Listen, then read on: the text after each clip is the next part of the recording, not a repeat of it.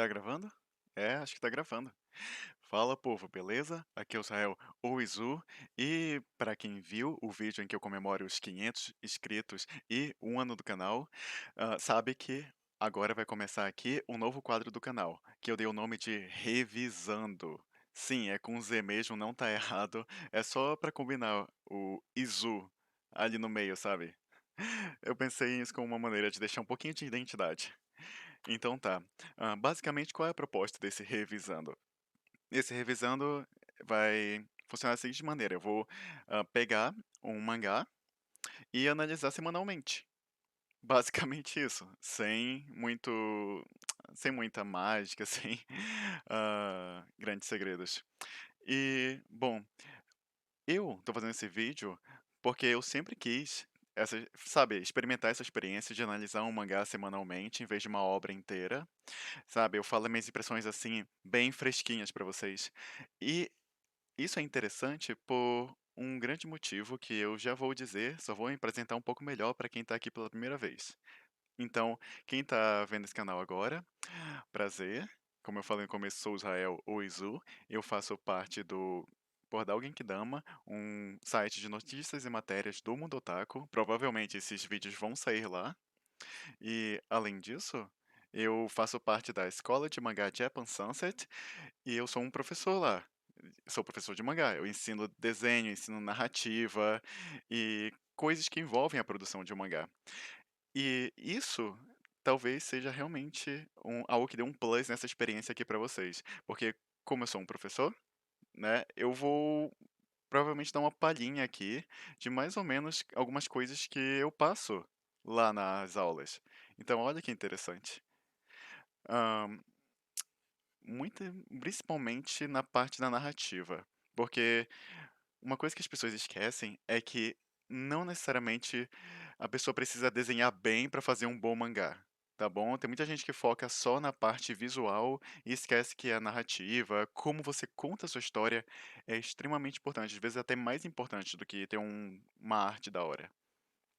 Então, vou dar umas dicas, fazer algumas análises relacionadas a esse tipo de assunto. Deixa eu ver se tá tudo certinho aqui. Ah, beleza, tudo certinho. Legal. E além disso, eu faço esse magazinho aqui, online, T-Hunters, e ele tem capítulos gratuitos que vocês podem conferir, os links todos vão estar aqui. E logo ele vai ter novidades, mas por enquanto vocês podem dar uma olhada nos links, também me siga nas minhas redes sociais, porque eu posto novidades sobre T-Hunters. Novidades não, mas eu falo algumas curiosidades a respeito, novidades vai ser em breve, e sobre outros assuntos relacionados a desenho e análises minhas de obras, enfim. Eu posto muitas opiniões nas redes sociais e eu aconselho vocês a conferirem, principalmente se vocês gostarem desse vídeo, né? Beleza, aqui ó, se quiserem dar uma olhadinha a mais na minha arte. Vou mostrar, aliás, algumas artes minhas aqui, ó. Pra vocês verem que eu desenho mesmo. Eu percebo que é meio raro eu mostrar algumas artes minhas aqui. Ó, ó, estão vendo? Aqui eu tentei imitar uma estética de anime. Uma personagem minha, pra quem não conhece a minha história.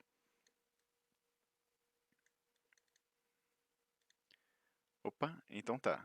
Aqui a gente já vai entrar no assunto. Então, gente, é isso. Acho que já tá bom de introdução a respeito do. A respeito né, do quadro inteiro que eu vou fazer, e eu espero que vocês tenham um pouquinho de paciência caso eu acabe gaguejando, acabe esquecendo um pouquinho o que eu ia dizer, porque eu tô gravando tudo uma tacada só, sem corte, sem edição, e futuramente eu penso em fazer ao vivo. Aparentemente meu canal ainda não tem seguidores o bastante para eu conseguir fazer uma live, mas vai ser legal quando eu conseguir fazer e eu conseguir interagir com vocês. Vou voltar um pouquinho aqui antes, porque espera aí. Aqui. Já vamos explicar o que tem a ver aquelas outras artes ali. Então, o mangá que eu decidi analisar é esse mangazinho aí, que eu devia estar com o nome em japonês dele aqui, e por algum motivo eu não estou. Aqui. O nome desse mangá é Kamo no Hashiron no Kidan Suiri. Kamonohashi Ron no Kidan Suiri. Ou, segundo a tradução em inglês, Ron Kamonohashi, o detetive perturbado. Sabe, detetive mais no sentido mesmo de meio enlouquecido. Então, por que que eu decidi fazer esse mangá especificamente? Porque, para quem viu as imagens lá atrás, já deve estar deduzindo, quem é a autora desse mangá é a Akira Amano, que é a mesma autora de Katekyo Hitman Reborn, que já saiu aqui no Brasil, oficialmente, mangá, acho que pela Panini. Agora, se vocês vão conseguir obter esse mangá, eu não sei, né? Panini tá meio complicado. Mas enfim. E eu gosto muito de Reborn. Eu acho essa autora muito competente. É, e o traço dela, como vocês podem ver aqui, é muito bonito. É uma coisa que me chama muita atenção no mangá e que é um fato curioso que em animação isso acaba se perdendo. Porque o que faz o traço dela ficar muito bacana são esses efeitos de luz e sombra que ela faz e a variação de traço. E isso é extremamente difícil de se manter no anime, porque são muitos detalhes. Mas isso acaba deixando o traço dela com uma expressividade, com uma ideia de, sabe, movimento constante muito interessante. É lindo, sério. E eu curto também o tipo de história que ela faz. E eu só vi Reborn dela. Eu nem terminei, aliás, de ler Reborn. Eu li até o começo, uns 10 episódios do último arco, 10 capítulos do mangá do último arco. Não cheguei a terminar, porque tava saindo ainda na hora que eu tava acompanhando, na época que eu tava acompanhando. Enfim, e aí ela lançou outro mangá depois disso, mas agora ela tá lançando um novo mangá que tá saindo no Manga Plus. E pra vocês que não sabem, deixa eu ver. Aqui, ó. O Manga Plus. Para vocês que não sabem, o Manga Plus é um site e aplicativo com mangás da editora Shueisha. E vocês já podem ver aqui, ó, que tipo de mangá tem lá. Então, tem alguns mangás que eles estão sendo publicados fisicamente e online. Esse aqui, eu não sei, eu não consegui encontrar se ele está sendo publicado fisicamente. Eu acho que talvez ele esteja publicado só online. E ele é a primeira série semanal da Akira Mano desde o final de Reborn em 2012. Deixa eu ver se tem uma informação relevante aqui. Acho que por enquanto não. Então, uma coisa interessante, sim, desse Manga Plus, ele é gratuito, é oficial, gente, uma maneira oficial de acompanhar mangás, e eles têm uma versão em espanhol e inglês. Tem boatos aí que estão estudando uma já uma versão em português do Brasil, mas boatos, não tem nada confirmado. Enfim, e olha que bacana. Tem uma informação aqui que o Brasil, se eu não me engano, ele tá em oitavo lugar. Aqui, o Brasil está no top 10 de países que mais usam o Manga Plus, o site para leitura de mangá oficial da Shueisha. Em primeiro está os Estados Unidos e oitavo está o Brasil. Tem outros aí no meio, tipo México, Espanha, mas o Brasil tem em oitavo. Olha que bacana, gente. Que mostra que se tem uma fonte oficial gratuita para as pessoas lerem mangá, as pessoas vão atrás. E eu vou deixar o link aqui, aliás, do Manga Plus e especificamente do Ron Kamonohashi para vocês lerem, porque eu aconselho vocês lerem antes de vocês assistirem esse vídeo, tá bom? Eu não vou mostrar o mangá aqui, eu vou mostrar algumas cenas, não vou mostrar as páginas inteiras. É bom a gente prestigiar sabe, um site ou aplicativo que são gratuitos e que tem um mangá disponível lá, em inglês e espanhol, tá bom? Fácil acesso, gente. Então é isso, eu aconselho que vocês vão lá lendo, podem ir acompanhando junto com esse vídeo. E, enfim, acho que eu já falei o suficiente. Então vamos lá. Começando aqui, primeiro capítulo. E eu não sei quanto tempo vai ter esse vídeo, tá bom? Vai ser provavelmente um vídeo meio longo, porque eu vou ir decupando, né? As páginas, o que acontece, os eventos. Vou tentar dar uma resumida, mas eu vou comentando. Algumas coisas que eu comentar, provavelmente vocês só vão conseguir ver se vocês entrarem no aplicativo ou no site para ir acompanhando junto, tá bom? E descendo. É o que eu aconselho vocês a fazerem. Então vamos lá. Manga Plus, ok. Nossa, muita imagem do Manga Plus aqui. Então, chegamos aqui ao começo desse mangá. Só ver se tá gravando mesmo. Tá gravando mesmo. Às vezes eu fico com medo de que não esteja gravando. Ai, então tá. Esse mangá é enorme. Eu demorei um tempo pra ler ele porque ele tem 71 páginas. Primeira vez que eu vejo uma introdução tão grande assim. Caramba. Ufa, mas eu já vou dizer logo de cara que, gente, eu achei esse mangá bom. É um mangá realmente bom. Pelo menos esse começo é um ótimo começo. E eu vou falar de todos os motivos de por que é um ótimo começo. Eu recomendo. Inclusive como estudo de como fazer um bom primeiro capítulo de mangá. Então tá, vamos lá.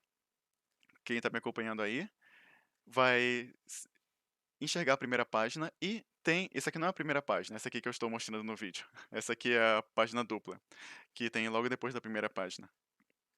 Uhum. Então, ah, quem tá acompanhando aí, a primeira página tem algo a falar muito especificamente a respeito da narrativa dela. Então, é uma ótima primeira página, porque ela. Gente, e primeiramente, esqueçam as falas. É uma dica que eu dou quando você está estudando narrativa, quando você está estudando o melhor modo de você mostrar a sua história para o leitor, porque narrativa engloba muito isso. O modo como você conta a sua história. Você fazer o leitor sentir bem aquilo que está acontecendo ali no momento. Então, a primeira dica: tenta contar a sua história, pelo menos o grosso dela, sem depender tanto de para dependendo de palavras dos balões para ser compreendido pelo menos o geral que tá ali, tá bom?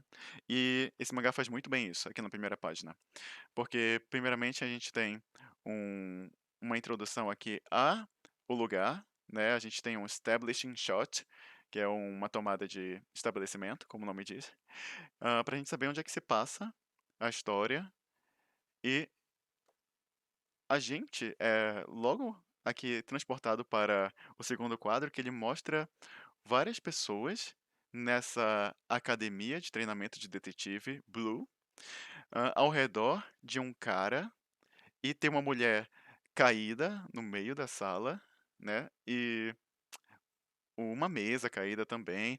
Parece já que tem alguma coisa errada ali. E olha que interessante. Esses dois quadros eles estão no chamado plano holandês, que ele é um plano que deixa a cena meio inclinada, porque isso mostra que tem alguma coisa errada ali, geralmente. Não que absolutamente todas as vezes signifique isso, mas muitas vezes é para mostrar o quão tem alguma coisa fora do comum ali, justamente que balança a tela. E aí, nesses 2 quadros que estão mostrando a academia e depois mostra a sala onde tem muita gente, muitos alunos ao redor de um cara que está olhando ali uma mulher caída e uma mesa também caída no chão, já mostra que tem alguma coisa errada. E dá pra mostrar que esse cara tá no centro das atenções. E percebam que cada vez mais durante os quadros, a gente vai se aproximando dele como se cada vez mais a história tratasse ele como uma figura importante. A gente vê muito no começo de longe, e aí depois a gente vê as costas dele, e a gente vê muito a reação dos personagens. Isso ajuda a gente a. Ah, vocês estão vendo aí as pessoas ao redor. Eu esqueci que vocês podem não estar vendo a primeira página, mas vocês estão vendo essa cena aí. As pessoas ao redor. Antes de acontecer essa cena aí, que está sendo mostrada no vídeo, ah, tem vários quadros mostrando a reação dos personagens. E isso cria já uma sensação de, caramba, a gente quer saber por que que eles estão tão, sabe, impressionados, por que que eles estão ao redor desse cara, por que que esse cara está no centro de todo mundo, por que que ele é tão importante. Então, a primeira página mostra o quão importante ele é, porque a gente está bem aos poucos, sabe, sendo apresentado, ten hã, tendo pistas a respeito de, como será esse cara, quem ele é. Ele é mostrado de longe, depois ele é mostrado de costas, depois a gente vê a reação dos personagens, e aí depois a gente vê ele na página dupla completamente.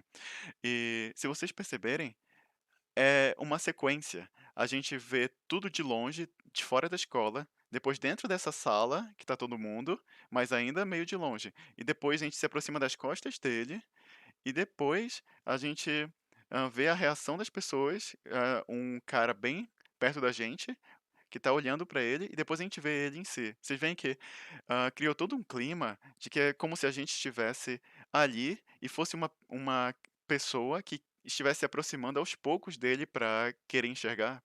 Então, isso aqui, essa sequência, dá muita importância pra esse personagem, faz a gente querer ver, cria um suspense e faz a gente sentir a importância que esse cara tem, porque tem todo esse jogo pra, mostrar como se uma pessoa estivesse aos poucos querendo se aproximar pra ver quem é.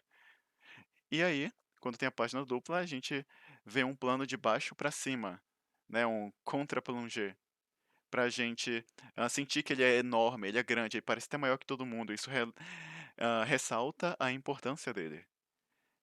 Enfim, eu queria pegar toda essa sequência aqui só pra decupar ela desse jeito, eu não vou destrinchar todas as páginas assim, porque tem 71, mas essa aqui especificamente me chamou a atenção porque vai ressoar muito com a apresentação de um outro personagem lá pra frente. Então tá, hã, indo pra história, aqui a gente é apresentado a essa escola de detetive, de treinamento de detetive, essa academia, e aí eu acho muito interessante como é feito de forma muito exagerada, clássico de mangá, né. Todo mundo falando: "Caramba, ele resolveu esse mistério, mas mas sempre diziam que esse mistério era, sei lá, era impossível de se resolver. Inacreditável, ele é o primeiro da nossa escola a fazer isso. Como parece que ele entende os sentimentos do culpado, do bandido, do assassino", e sabe, todo mundo fica enchendo a bola dele. Tem até um cara aqui que eu acho que é algum professor ou diretor, que até fala: "Ah, uma vez que ele se graduar, será que seria possível que ele conseguisse resolver todos os casos não solucionados no mundo?" Ai, cara, coisa de mangá isso daqui, sabe, esse exagero pra encher a bola dos personagens. Não é especial, assim, da Akira Mano fazer isso, mangá em geral faz muito isso, né. Mangá é muito sobre expressão, é sobre, expressões fortes e exageradas na maioria das vezes. E aí, a gente é apresentado essa página dupla com o nome dele de Ron Kamonohashi. E tem também o nome do caso, é o caso, tô com a aba aberta aqui do Manga Plus, é o caso dos, caramba, tá bem pequenininho, essas letrinhas pequenas aqui. É o caso dos afogamentos seriais metropolitanos. Ah, sim, beleza. E aí, na próxima página, depois dessa página dupla, a gente tem muito ele falando sobre, assim, de uma forma bem elegante, como o foco da página é só nele, porque tá tudo branco, só tem o personagem e a expressão dele, sabe? Mostra ele de uma forma muito, hã, chique, digamos assim. Ele parece, sabe, é quase um lord inglês, do jeito que ele fala e o jeito que ele, sabe, se comporta, ele mexe as mãos, ele, hã, faz a posição do corpo, sabe, a expressão corporal dele. Tipo, é tudo pra deixar ele com uma cara, assim, muito altiva, muito chique, muito, hã, quase como se estivesse, sabe, tomando um vinho com um monoclinho, sabe, esse tipo de coisa. E aí ele fala que, hã, obrigado por suas palavras, mas meio que ele sente que é o dever dele de oferecer esses talentos excepcionais como detetive que ele tem. Então, aí a gente pula diretamente pra 5 anos no futuro. Aqui, ó, o jeito que ele estava se movendo, eu esqueci de mostrar. Enfim, aí a gente pula pra 5 anos no futuro, e a gente já entra numa página que ela tem um modo, assim, uma diagramação parecida com a página anterior, é bem parecida, só que é muito interessante como eles usam isso de uma forma diferente, como a Akira Mano faz, isso, pra apresentar outro personagem e outro contexto de forma diferente. Então, 5 anos depois, estamos vendo o Departamento Metropolitano de Polícia, E estão falando sobre uma quinta pessoa que foi assassinada num caso aí desse caso dos afogamentos metropolitanos. E a gente tá vendo o departamento e as pessoas falando a respeito do assassino. E uma moça tá dizendo que tem que expandir a área de procura e tá dizendo pro pessoal ir dormir, principalmente um cara chamado Ishiki. E esse Ishiki, ele não quer dormir, ele diz: "Ah, não, eu estou sem noite, sem do eu estou estou 2 noites sem noite, estou 2 noites sem dormir, e eu posso continuar, eu tô esse cara tá, sabe, ele tá mostrando o quanto ele tá comprometido com o trabalho. Hã, só que a moça dá um basicamente um chega pra lá neles, dizendo que eles não precisam de gente incompetente rodeando eles. Enfim, nome todo dele é Totomaru Ishiki. Aqui, esse aqui é o Totomaru Ishiki. Ele tem total cara de um personagem qualquer. Aquele personagem até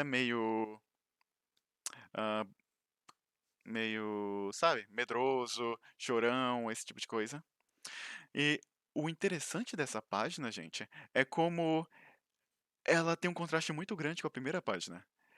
Porque lá na primeira página, como eu falei, todos aqueles jeitos que eles usaram para fazer, esse engrandecimento do Ron Kamonohashi, nessa página aqui que é apresentado o Ishiki, é totalmente diferente. Se vocês perceberem, não tem uma página dupla para mostrar o personagem. Podem perceber que o personagem não é o centro das atenções, principalmente porque o primeiro quadro que ele aparece, ele tá no cantinho do quadro. Ele não tá no centro, ele não tá rodeado de pessoas. Muito pelo contrário, tá todo mundo reunido, tá todo mundo reunido num canto, e ele tá ali separadinho, pequenininho, e a gente tá vendo ele de costas, assim, bem pequenininho. E quando ele aparece direito, o visual dele, ele aparece só a cara dele. Sabe, tipo, meio que, esse personagem não é importante da gente perder um quadro mostrando ele inteiro. Só pra vocês verem como, gente, isso faz muita diferença. O modo que você usa os quadros, os ângulos, a sequência toda pra mostrar o seu personagem, hã, passa informação. Informação é uma palavra-chave, assim, da parte visual. A gente pensa que, nossa, é muito aleatório, né, o jeito de escolher as coisas quando a gente é iniciante, quando a gente é leigo. A gente pensa que, só porque é legal. Ah, só porque sim, só porque eu tô afim de mostrar assim. Não, tudo tem um propósito. E a gente tem que se esforçar para observar e entender isso. E isso aqui tá usando o enquadramento, tá usando os ângulos para mostrar o quão esse personagem não tem toda aquela pomposidade, toda aquela importância que o personagem anterior tem. Hã, é isso, vocês podem ver que ele é mostrado bem de canto, é muito raro alguma cena pegar ele na maioria dos quadros, podem perceber, maioria dos quadros, principalmente quando ele tá junto de alguém, ele tá muito no cantinho. A maioria das pessoas que estão junto dele aparece até mais do que ele. É como se a câmera não se importasse direito com ele, sabe, a "câmera", entre aspas. Viram como é interessante essa questão de narrativa? E vocês podem achar besteira até, mas isso influencia muito psicologicamente o leitor, mesmo sem ele perceber. E isso ajuda a ele se investir na história e se sentir mais atraído, sentir mais empatia, se sentir mais impactado com as coisas que você está mostrando ali. Isso aqui é, sabe, como um profissional pensa e trata a sua história, a narrativa. Enfim, tá, agora eu vou sair um pouquinho desse detalhamento todo de páginas e vou direto pra história novamente. Então vamos lá.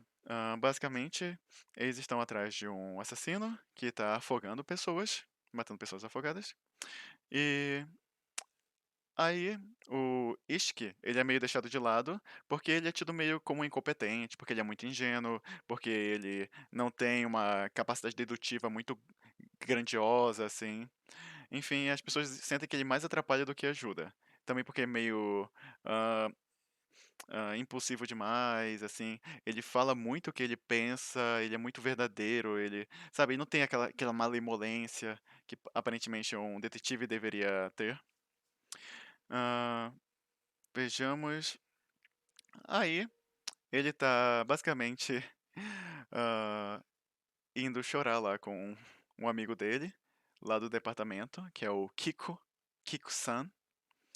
E eles estão conversando que ele fala inclusive o Kiko fala o Kiko parece até o personagem do Chaves.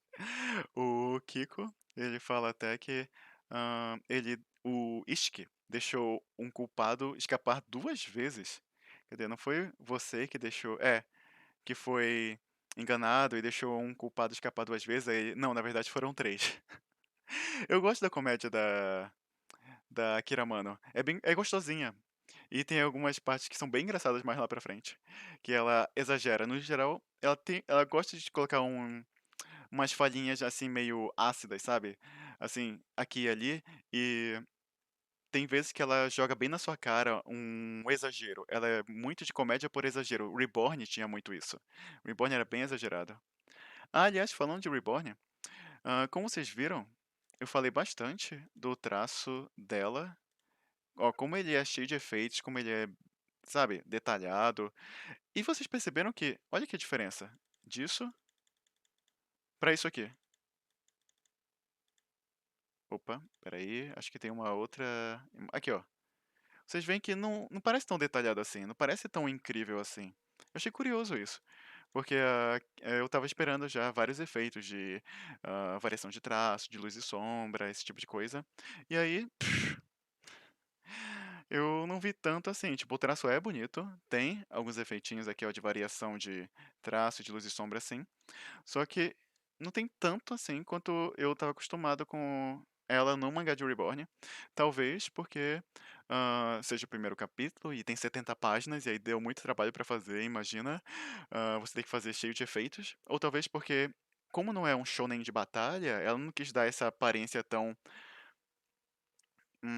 não sei, impactante, tão caprichada assim. Não sei dizer. Eu acho que poderia deixar. Não sei, eu acho que isso não atrapalharia. Eu acho que que foi mais por questão do trabalho mesmo. E também porque talvez aquele traço combinasse mais com um shonenzão de porrada. Enfim, mas vamos continuar. Uhum. E o Kiko tá aqui falando o quanto. Continuando a conversa dele com esse Kiko é um cara mais velho. Como. E falando aqui das coisas que ele faz, que mostra que ele. Por que as pessoas não confiam tanto nele? Por que elas não acham ele um componente importante nessa equipe de investigação, esse departamento? E. Enfim. Mas ele. A história foca em como, apesar de tudo isso, ele tem muita vontade de, sabe, de ajudar as pessoas, de ser útil. Como ele não quer, sabe, deixar os cidadãos, ah, com medo, em pânico, ele quer resolver logo isso, quer ajudar as pessoas. E isso aparentemente comove o Kiko. E diz que tem um cara que ele pode ajudar, o Ishiki, o Totomaru Ishiki. E aí ele dá essa informação pra ele. O Totomaru ele fica, caramba, quem é? Alguém pode me ajudar? Por favor, me passa o nome dele, endereço dele, enfim. E aí ele passa a informação do cara. E, enfim, ele vai até um lugar que tá. Eu gosto muito disso. Aqui, ó, mais uma dica pra contar a história através das imagens. Logo quando o Ishiki chega no lugar em que o Kiko deu o endereço, o lugar tá todo mal cuidado, aparentemente, porque tem um monte de planta crescendo pelas paredes, pelo lugar todo. Então parece meio abandonado. Já te dá uma sensação. Isso aí já passa informação. Imagem passa informação também, gente. Isso aí já começa a te deixar preparado a respeito de algo que vai ver. Você já fica, ué, esse cara tá nesse lugar mal cuidado, mas ele não era um super detetive, não é um cara com um futuro promissor. E aí eles até fazem eu olhar uma foto dele só pra gente ver o quão ele era assim, sabe? Aquele ar de refinado. E aí ele tá trabalhando como um detetive particular. Ele não tá trabalhando num departamento. Inclusive o Ishiki fica pensando, nossa, por que será? E aí ele descobre que o cara, o Kiko disse pra ele que ele tá trabalhando inclusive como um manager desse complexo de apartamentos que tá todo mal cuidado. Manager seria. Qual é mesmo a melhor tradução? zelador, esse tipo de coisa, sabe. Ele tá trabalhando como um manager, como o cara que, né, cuida ali do lugar, das coisas, como um zelador mesmo. Hã, como gerente, enfim. E o Kiko não, o Ishiki até fica: "Caramba, o cara tá trabalhando, ele é um detetive, particular, mas ele tem um segundo trabalho?" Tipo, meio que então ele não deve ser um cara tão grande assim quanto eu ouvi, porque se ele tem um segundo trabalho pra ajudar a pagar as contas, ué, que esquisito. E aí ele fica falando isso em voz alta. Eu acho engraçado que isso aqui vai ter uma justificativa interessante durante a história, porque a gente vê muitos personagens que falam em voz alta pra dar informações pra gente, né. E a história se dá conta disso e vocês já vão ver. Aí, ele fica falando isso: "Caramba, esse cara não deve ser grande coisa, né, já que ele tá com trabalho, ele tá trabalhando de manager, ele é um detetive particular, ainda tá trabalhando no departamento". E aí, quando ele aperta o interfone, o cara aparentemente ouviu tudo que ele tinha dito e começa a falar pra ele ir embora, que pra ele resolver o mistério todo sozinho, que ele não vai ajudar não. Hã, inclusive ele pode importante isso aqui, ele pode até ir no templo rezar de novo, pra quem sabe, né, as divindades ajudem ele a resolver esse caso sozinho. Até que ele fala: "Não, mas eu desculpa, é que o Kiko me mandou aqui, o Kiko-san". E aí ele se cala e: "Espera aí". Aí ele abre a porta e surge, cadê? Essa visão aqui, desse cara todo desgrenhado aqui, ó, Kiko K, tipo, o Kiko mandou você. Inclusive em inglês, essa onomatopeia aqui tá traduzida como messy, né, tipo, todo bagunçado, todo desleixado. Aí a gente fica: "Ué, esse era aquele cara todo pomposo, todo altivo?". Então, isso eu achei muito interessante. O quão o mangá ressaltou esse ar refinado e pomposo dele, hã, pra depois a gente ver esse cara aqui todo largado, parece até lembra até o L de Death Note. Aí a gente sente mais o contraste e sabe o que isso causa, gente? Isso causa a nossa curiosidade, aguça a nossa curiosidade. A gente quer saber mais a respeito desse personagem. Eu gostei muito de como a autora fez isso. A gente fica: "Espera, o quê? O que que aconteceu? O que que como? Por quê?". Inclusive esse personagem me lembrou até o Hibari de Reborn. Principalmente, sem dar muito spoiler, uma versão futura dele, digamos assim. Que eu achei meio parecido com esse cara aqui. Mas então, aparece esse cara e o garoto fica todo: "Caramba, você que é o Ronka Monohashi? Como assim? Os seus olhos", tipo: "Caramba, esse cara não é possível, ele parece tão desleixado, os olhos dele, eles não refletem nenhuma vida, até um olho de peixe morto refletiria mais vida do que". Caramba! E ele fala: "Cara, nossa, você só fica satisfeito quando você fala todos os seus pensamentos em voz alta?". Tipo, já começa a tentar justificar aí que o personagem a história tem ciência de que o personagem fala em voz alta, hã, e vai ter mais lá pra frente. E aí ele convida o cara pra entrar, porque afinal o Kiko-san, aparentemente, hã, tem a confiança desse cara. E aí o menino entra, o Ishiki entra, se perguntando se ele achou a pessoa errada. E o cara entra reclamando, né, dizendo: "Aff, o Kiko-san sempre me trouxe problemas". Aí e revela que eles eram da mesma escola, aliás, de detetives, aparentemente. Não, espera aí, eu fui à mesma escola que não, as his son. Que o filho dele. Eu tinha entendido que o Kiko era da mesma escola. Não, é o filho dele, aparentemente. E aí o cara vai isso aqui é uma cena muito interessante. O Ishiki vai entrando no apartamento, e aí ele, "Ops", pisa em alguma coisa e ele vê tem um gato jogado, estirado no chão, e eu só quero citar isso aqui por uma coisinha, ele olha pro gato e: "Caramba, esse gato tá morto?". E aí o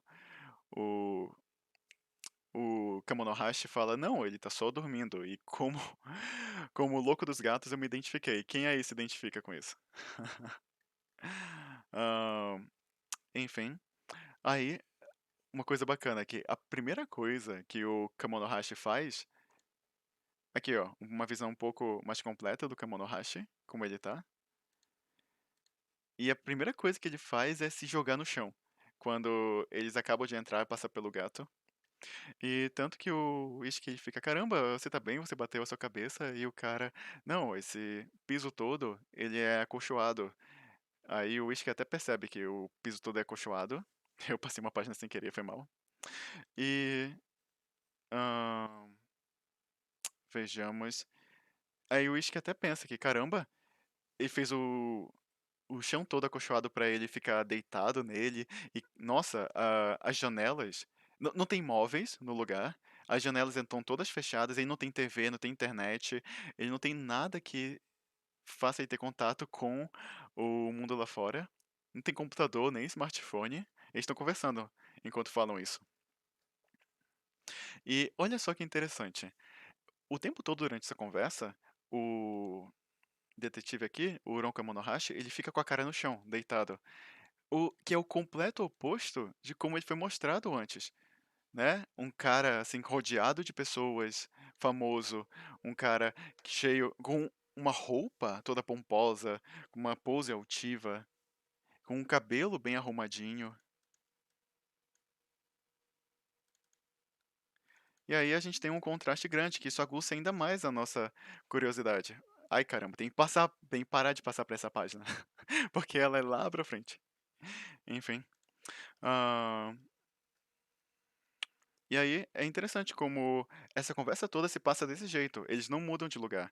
Como vocês podem ver aqui, ó, o Ishiki, ele tá aqui atrás, as pernas dele. Enquanto o Kamonohashi, ele fica deitado o tempo inteiro durante essa conversa, em que o Ishiki tá entendendo mais como funciona, né, a vida do Kamonohashi, tenta entender o que aconteceu com ele, esse tipo de coisa. E eu acho interessante como a autora, ela se esforçou para fazer vários ângulos diferentes, para não ficar, sabe, monótono.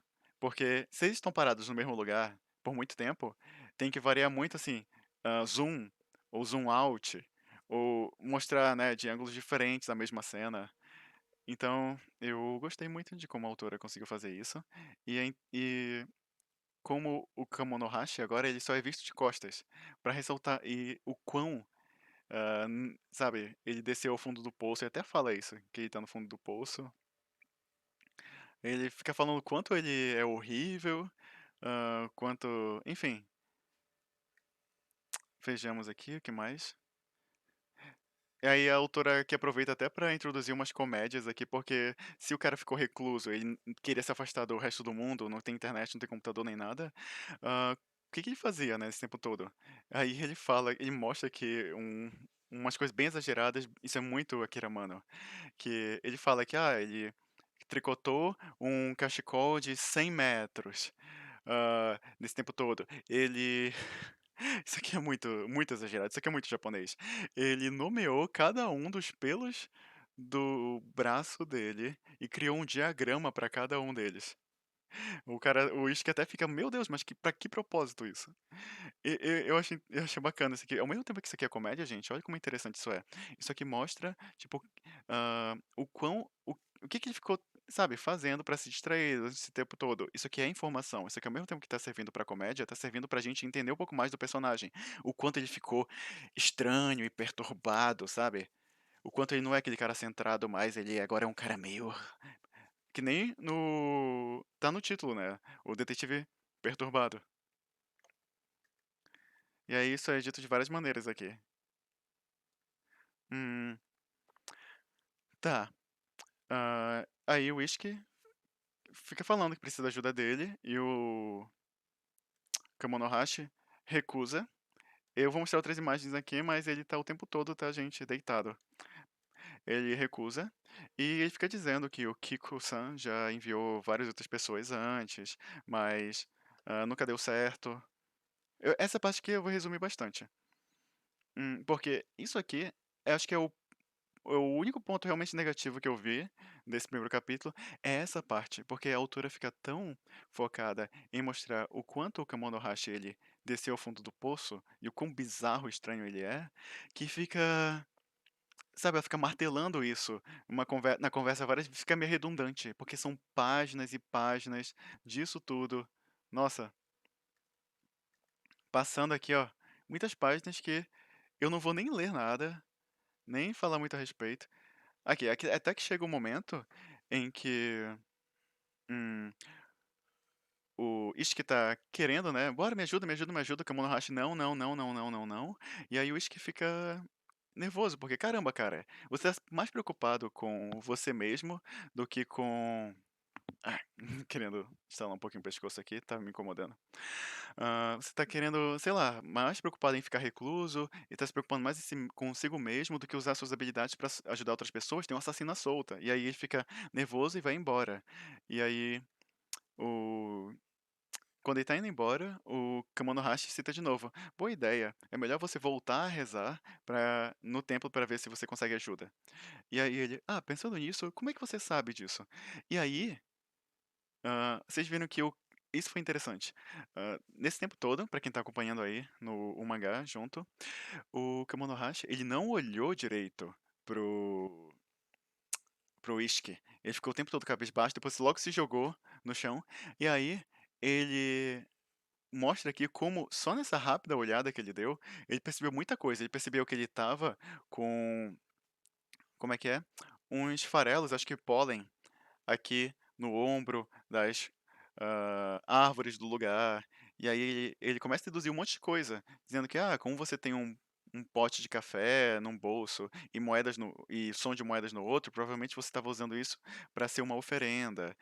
E para você estar com desse, tipo, ter se depositado desse jeito aí, o pólen, você deve ter ido não pelo centro do caminho, e aí, pra você não ir pelo centro do caminho, alguma coisa do tipo, provavelmente isso aí é coisa de sabedoria antiga, então você deve ter morado com seus avós. E aí falou que, nossa, tudo certo, sim, eu fui criado pelos meus avós, porque meus pais são muito ocupados. E aí ele fala como ele, hã que o fato dele ter uma personalidade, tão assim, sabe, que fala o que pensa, que, é muito ingênuo, ele provavelmente foi muito mimado quando, né, foi muito mimado, foi criado num ambiente muito, positivo, assim, quem não tivesse que se esforçar tanto. E aí, ou seja, isso justifica o fato dele falar alto, falar sozinho, e isso aqui é viram como a história ela conseguiu deixar natural, ou na medida do possível, o fato dele falar sozinho, dele ser bem espontâneo? Não é à toa, tá tudo bem amarradinho aqui. Que interessante isso. E aí ele fala que, eu imagino que é por isso que, pela sua personalidade, o pessoal do departamento deve achar que você é um investigador ruim, e aí você deve ter vindo aqui porque tá com medo de transferir para outro departamento. E aí ele fica: "Caramba, nossa, esse cara é incrível, e aí eu preciso da sua ajuda", só que o cara não quer. Ele inclusive, ele não quer nem ouvir sobre o caso, ele coloca até fones de ouvido, e aí continua nessa lenga-lenga aí de: "Ah, deixa eu te contar sobre o caso", aí o cara não quer ouvir, "Deixa eu te contar", o cara não quer ouvir. Até que chega um momento em que Hã, ele recebe uma ligação, o Ishiki, que vai falar um pouco mais a respeito do caso, e o cara: "Não, eu não quero ouvir sobre o caso", aí joga o telefone dele fora, só que a pessoa que estava na ligação acaba falando alto, né, e aparentemente o volume também aumentou quando o celular estava caindo. Aí ele diz o seguinte, que é uma sexta vítima, e para o Ishiki ir pra lá naquele momento, porque, né, tem um novo corpo, que aparentemente foi vítima do assassino que estavam procurando. E aí estava lá num parque Casa Hana de Shibuya, e enfim, pronto. Aí foi só o o nosso detetive Ron Kamonohashi ouvir isso que ele quase pira na batatinha, porque aparentemente ele não consegue deixar um caso que ele tem conhecimento assim lá. Ele tem que se envolver, ele sente essa compulsão de caramba, tem um caso, como assim? Eu tenho que resolver isso daí. Só que ele fala que um dos motivos que ele não resolve os casos é que ele tem uma falha muito grande que faz com que ele não possa ser um detetive. E aí o Ishiki acaba achando que é tipo uma doença e diz tipo, "Não, cara, hã, bora, eu cuido de você. Seja se você ficar fraco, qualquer coisa do tipo, eu cuido de você. Bora lá, bora lá. Eu vou te ajudar". E aí fala tanto que vai ajudar, que o Kemonohashi tá, só que, ok, tá bom, eu vou, só que não me tire dos seus olhos, não tire os olhos de mim. Então pronto, resumindo, eles vão lá, já tem uns policiais no lugar. Aliás, eu achei interessante aqui como o cenário, ele tá muito bem desenhado. Até umas partes mais, sabe, lá pra longe, em terceiro plano. Primeiro plano é o que tá mais perto da gente. Separação de planos é tipo a gente identificar o que que tá mais próximo da gente, né, na cena, e quanto mais longe, hum, primeiro, segundo, terceiro plano mais longe. Tipo, minha mão tem primeiro plano aqui. Eu estaria em segundo plano e a parede atrás de mim tá em terceiro plano. Enfim, até os detalhes lá atrás ela desenha a- ela desenha detalhadamente. Eu achei isso interessante. Tá muito bem trabalhado. Inclusive o cenário tá muito bem trabalhado, no capítulo inteiro. Eu acho que talvez seja só nesse primeiro capítulo, porque o primeiro capítulo de um mangá, ele se esforça muito pra chamar a atenção do leitor, pra dar aquele acabamento bem bacana, sabe, pra ah, chamar a atenção, pra fazer ter mais chance de sucesso. Então, é bem provável que nos próximos capítulos isso aí já caia, ainda mais porque é uma série semanal, pelo que eu li. Então, isso acontece com vários mangás, até no naquele mangá incrível, o Atelier of Witch Hat, que a Panini não reimprime o volume 4 de jeito nenhum. Panini, caramba. Enfim, hã, até ele, o primeiro capítulo é extremamente detalhado, cheio de cenário, incrível, e aí a partir dos próximos a autora, por mais que ela desenhe, coisas muito bonitas e detalhadas, ela dá faz uns de um jeito ali que ela consegue evitar cenários. E então, se até ela, que desenha, a autora de Atelier of Witch Hat, que desenha cenários incríveis, super detalhados, se tem um desenho desse tipo, ela dá uma evitada depois do primeiro capítulo, isso mostra como isso é algo que acontece com muita frequência com mangakás. Então tá, eles chegam lá e tem um cara, todo bem vestido, ah, jogado no meio de um parque, e que ele é mais uma vítima de afogamento. E fica nesse mistério de caramba, uma vítima de afogamento, mas sabe, ele tá num lugar sem água. E ele não tá molhado. Isso é o que é estranho. Aí a primeira coisa que o Totomaru não, o Ren meu Deus. Ren Hana... Caramba, esqueci o nome do protagonista, gente. Desculpa. Kamonohashi. Kamonohashi. Ron Kamonohashi. Beleza. Eu achei isso aqui bizarro. A primeira coisa que ele faz é se jogar do lado do corpo e ele fica mexendo no corpo. Pega na roupa e tal. E eu achei isso aqui meio curioso porque, pelo menos em vídeos assim que eu vejo a respeito de investigação criminal e naquelas séries, tipo CSI, essas coisas, tem que ter todo um cuidado com cena de crime ou cena onde a pessoa foi encontrada pra não contaminar, né? Pra justamente não adulterar provas sem querer, esse tipo de coisa. Aí eu achei isso aqui muito bizarro. Eu acho que ele não deveria fazer isso daqui e eu acho estranho permitirem ele ficar do lado do corpo. Ainda mais porque tem um policial perto dele. O policial poderia muito bem ir lá, ô, fica longe. Mas não, o policial vai lá e deixa ele lá. Eu achei isso aqui meio suspensão de descrença demais. Tipo, tudo bem esse jogar do lado do corpo, mas eu acho que pelo menos o pessoal deveria querer tentar tirar ele de lá. Mas enfim. ahn, mas isso é tudo provavelmente pra mostrar o quão atípico é o método dele. Né?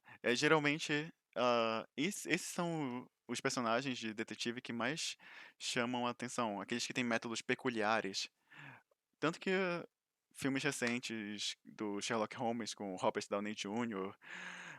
Usam muito isso, tipo, mostra como ele é, sabe, meio peculiar. Até a série Sherlock mostra, sabe, ah, como a pessoa é peculiar e tem métodos, assim, tem a série The Mentalist, que o personagem principal lá, ele tem os métodos diferenciados também, assim, que não são éticos às vezes.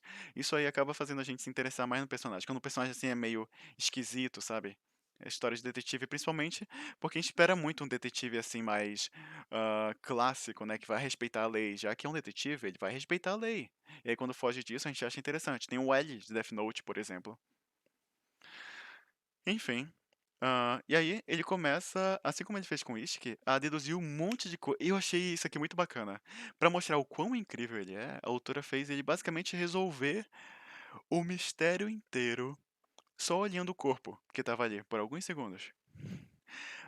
E eu vou falar, acho que só dos principais pontos aqui que ele deduziu, que basicamente o cara, ele teve os pertences roubados sem resistir, ele foi afogado, só que não tem nenhum lugar ali perto que tenha uma fonte de água assim para grande para afogar as pessoas desse jeito, ainda mais as pessoas sem resistirem, aparentemente. E todas as pessoas que foram mortas, elas estavam indo a festas, a comemorações assim. E aí eles pegam o Whisky, dá um mapa do local pra ele, dos incidentes, e aí eles começam. O Totomaru Whisky diz que não tem nenhum lugar aqui que dê pra. Nesse diâmetro, né? De onde aconteceram os assassinatos, que dê pra afogar alguém desse jeito. E aí acontece isso daqui. Essa cena. O Ren Kamonohashi, ele dá essa jogada de cabelo. E pra mim, isso daqui vai ser tipo o Ash de Pokémon virando o boné pra trás, o, o Zoro de One Piece tirando a bandana, ou melhor, colocando a bandana, né? Que é quando a coisa fica séria. Aquela situação de. Aquela marca do personagem que mostra que, ok, é, aquilo ali é a marca do personagem, é a assinatura dele. Quando a coisa fica séria, ele faz isso. Então, eu acho que essa aqui vai ser a situação do Whisky. Do Whisky não, do Kamonohashi. E eu achei interessante, achei bacana. Porque isso aqui, gente, faz diferença. Isso aqui acaba virando uma marca. Quando você faz algum bordão marcante, alguma pose marcante, isso deixa o seu personagem mais lembrável. É mais fácil de lembrar e fica mais gravado na nossa cabeça.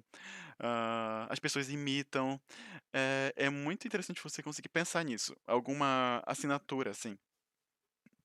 Que nem, por exemplo, em One Piece, a maioria dos personagens tem uma piada. Porque a pessoa fica marcada por aquela piada. A gente. Aquele cara lá que.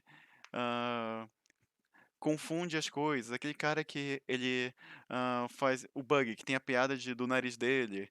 O Zoro que se perde.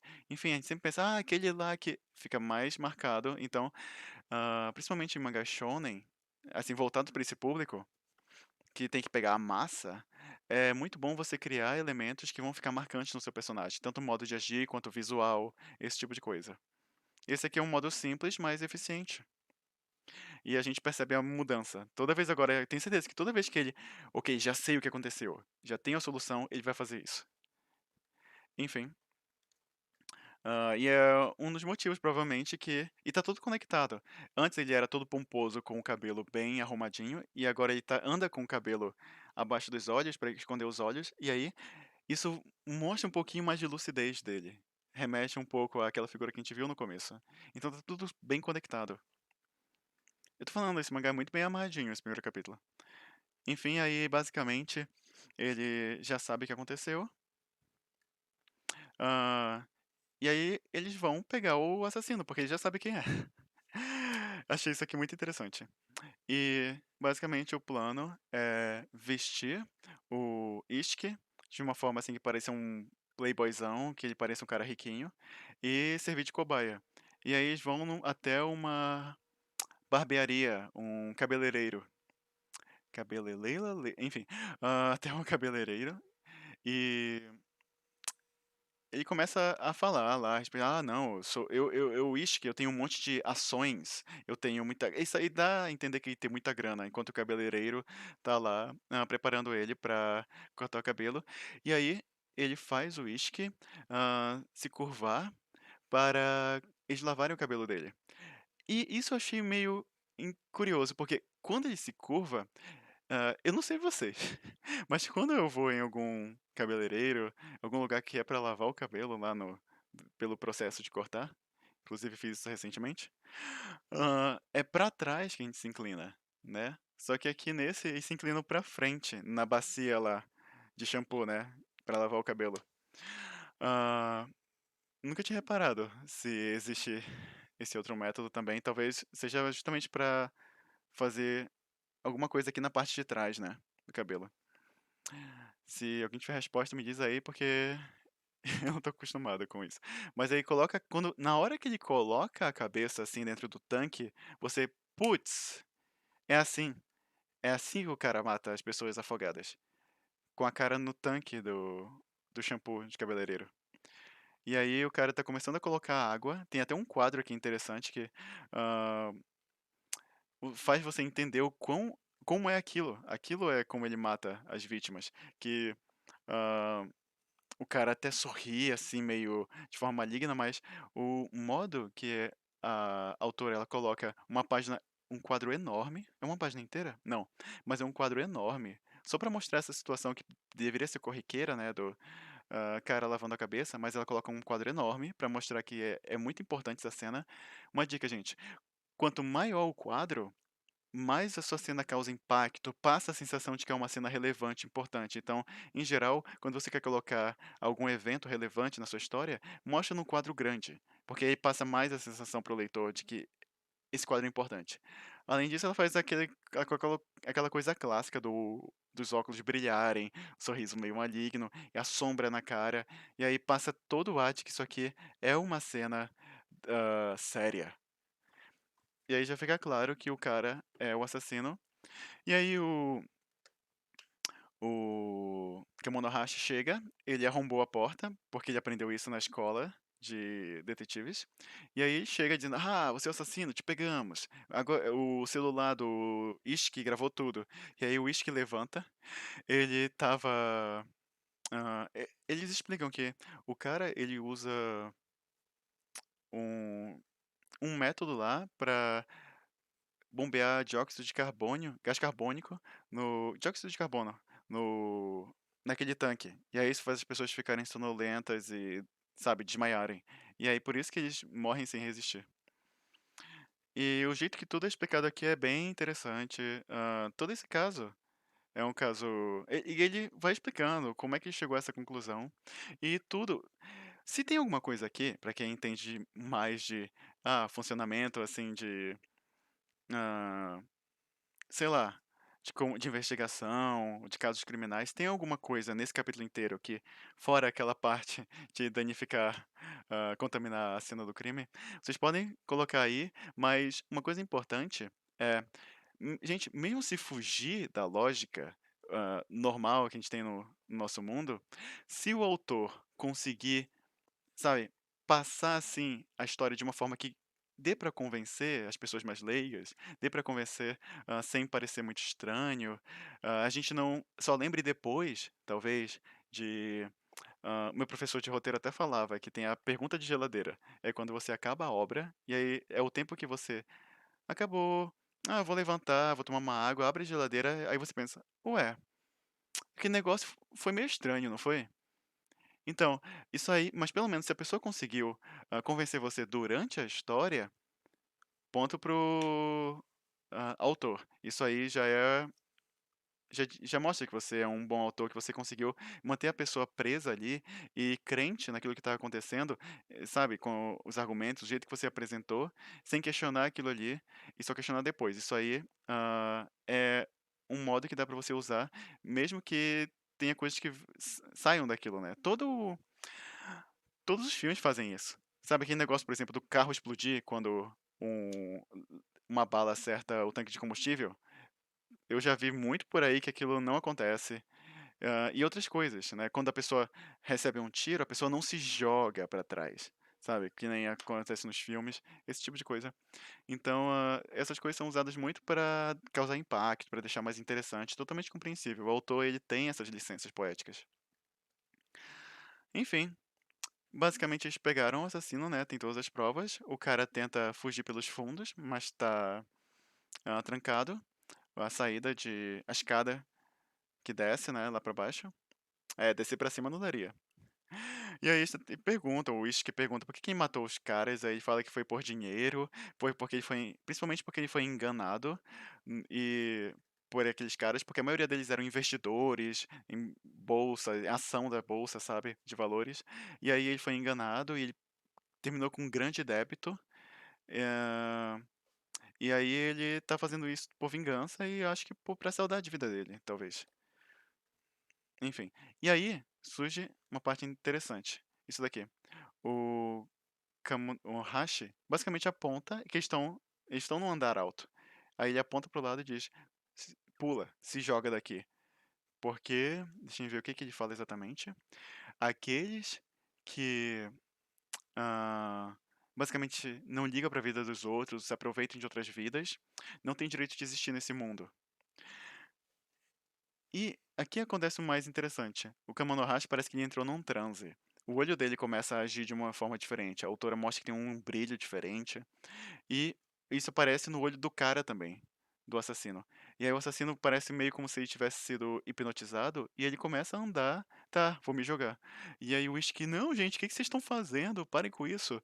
O Kamonohashi parece em transe. E o cara tá lá prestes a se jogar e aí sobra pro Ishiki tentar ir atrás do cara e agarrar o cara pra ele não cair. E aí, eu gosto dessa cena porque essa cena que ele vai atrás do cara pra agarrar ele, percebam que não aparece ele conseguindo agarrar o cara. A gente não sabe exatamente se ele conseguiu ou não. A autora deixa.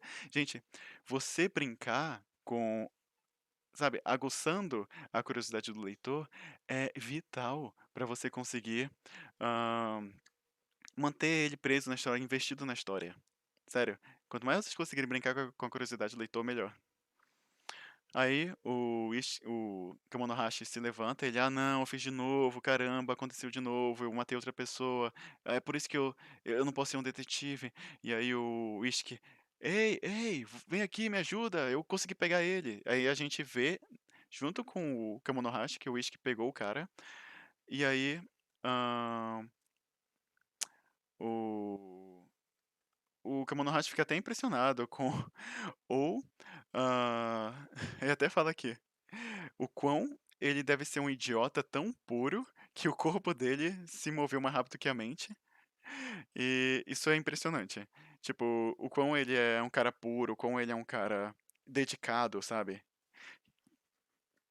Enfim, aí o Kamunohashi, ele ajuda os dois. E o Kiko tava lá, o Kiko-san, tava lá observando tudo. Eu acho que talvez seja um personagem relevante futuramente. Eu acho que o filho dele que foi citado deve aparecer futuramente. Ah, e aí, depois disso, já todo mundo é salvo, o Kemonohashi, ele fala que ele tem esse defeito, essa falha de que ele entra num transe e ele manda os assassinos se matarem, aparentemente.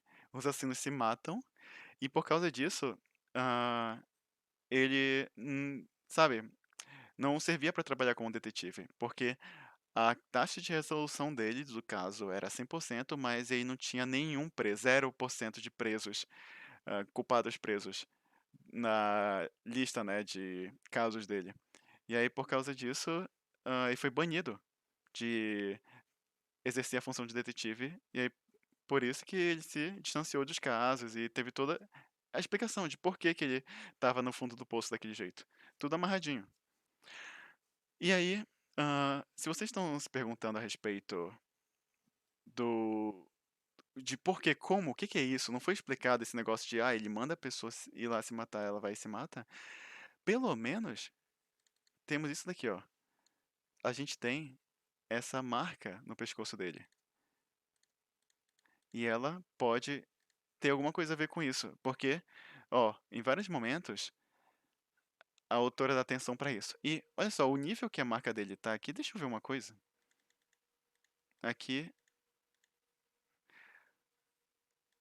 fica a dúvida. Será que já tava aqui? E o colarinho estava cobrindo, ou será que ele conseguiu depois? Tá aí, ó, algo que só por não ter sido resolvido, mas tem uma dica ali, a gente já fica pensando, fica interessado, fica querendo saber mais.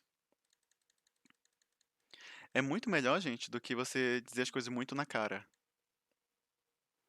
Enfim, e aí o Kamanohashi fala como ele ficou muito impressionado com o garoto, com o Ishiki, e que talvez agora ele possa voltar sim a ser um detetive, ah, e eles dois possam trabalhar juntos. E eles se completem. E o Kamonohashi até termina dizendo que, a partir de hoje, você será um famoso detetive. Porque ele meio que vai pegar esse diamante bruto que é o Ishiki e dar uma lapidada. Porque ele vê que ele tem potencial, né? só que ele tem muito talento. E aí talvez isso seja o que ele estava precisando, porque o Kiko tinha mandado gente antes para ser parceiro dele, só que todas as pessoas já eram assim bem habilidosas. E aí ele não dava certo. Aí ele acha que talvez dê certo porque o que ele precisava talvez não era uma pessoa super habilidosa, e sim alguém puro, puramente idiota. Quase o Vegeta, de meu coração é puro, pura maldade. Enfim.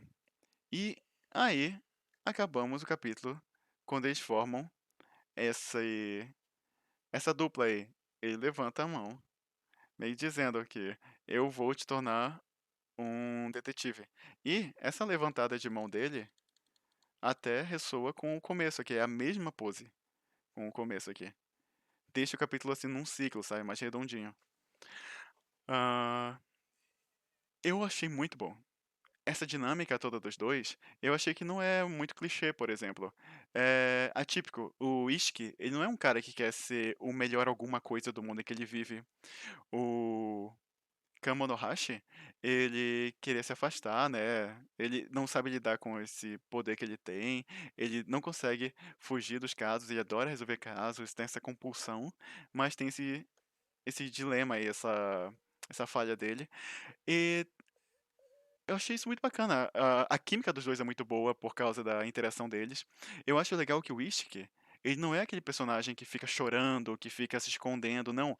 Ele é ingênuo, ele é meio medroso, mas ele vai lá, não, eu quero resolver, quero ajudar as pessoas. E isso sem, sabe, ter toda aquela cena que personagem protagonista de shonen geralmente tem, que é aquela cena que fica chorando e não, eu não sou capaz, não sou capaz.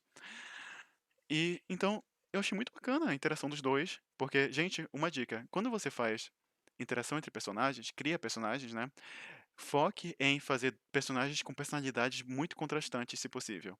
Pelo menos levemente diferentes, porque isso que é bacana quando a gente vê a interação entre dois personagens que têm personalidades opostas. Isso que deixa a situação mais dinâmica, mais divertida. Aqui uma dica pra vocês. Então, eu achei a personalidade deles não clichê, achei que são personagens interessantes, que principalmente o Kamonohashi dá vontade de acompanhar, de saber mais sobre. Eu achei tudo muito redondinho, muito bem construído, porque ah, percebam, aliás, que ó, a história ela deu muito foco pro Kamonohashi, né? Pra gente saber as coisas sobre ele, assim, de modo que os quadros sempre mostravam que ele é muito importante, as pessoas tratavam ele como importante. E percebam que até a história do Ishiki foi trabalhada, só que foi trabalhada tão em segundo plano que complementa o fato do personagem não ser tão importante, sabe? As pessoas não sentirem que ele é importante. Tanto que a história dele foi. Isso aqui eu achei inacreditavelmente bom. Porque, gente, tem aquela dica de não fale, mostre, que é o que a gente geralmente aconselha para as pessoas não simplesmente dizerem, ah, o personagem é forte. Mostra uma cena em que a força dele é mostrada na prática. Para o leitor sentir isso, para gente sentir que é verdade. Só que aqui, o Ishiki tinha uma função. Todas essas dicas de convenções de roteiro podem ser subvertidas se tiver uma função, tem chance de funcionar. E aqui no caso do Ishiki, as coisas sobre ele foram ditas tão, assim, rapidinho, tão ali sem importância, que isso ressalta a falta de importância que as pessoas sentem dele, que a história dele tem. Então, isso aqui foi algo muito interessante. É um capítulo divertido, ah, a resolução do mistério foi interessante, o mistério foi interessante, pelo menos do jeito que foi exposto. E então, é uma ótima introdução. A gente aprende sobre os personagens, o contexto da história, o, ah, o dilema, o conflito que tem, o propósito, e a gente sabe mais ou menos como é que vai ser a pegada, e a gente se entretém. Tudo isso eu falei no meu vídeo sobre começos de história e como o começo é a parte mais difícil, e esse começo aqui fez praticamente tudo muito bem. recomendo e a arte do autor é muito boa, por mais que não tenha todos aqueles efeitos, a arte dela continua bem legal. Ela é muito competente, ela foca muito nas expressões dos personagens e eu acho bacana como ela exagera na interação. Isso é algo muito característico de Reborn, que todos os personagens eles têm essas reações tão muito exageradas na interação deles. É algo marcante dela.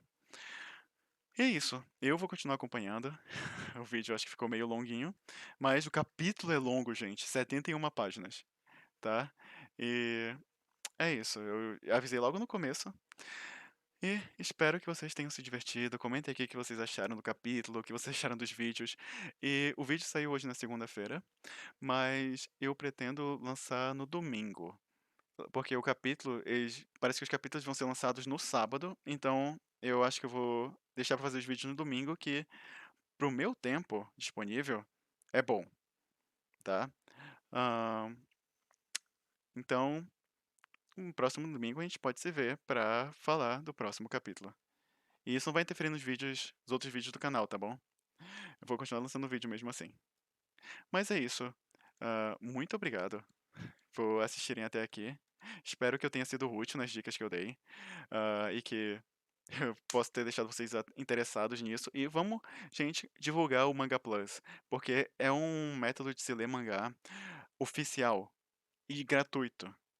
Então, bora divulgar, bora ler pelo Manga Plus, bora valorizar isso, tá bom? E treinam inglês, aliás, ou espanhol. Enfim, então, se possível, me sigam nas minhas redes sociais, ah, compartilhem o vídeo, cliquem em curtir, porque isso ajuda muito.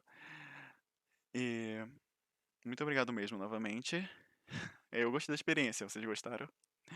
Se vocês perceberam mais alguma coisa ou querem falar mais alguma coisa, os comentários estão aqui, eu tento responder o máximo possível.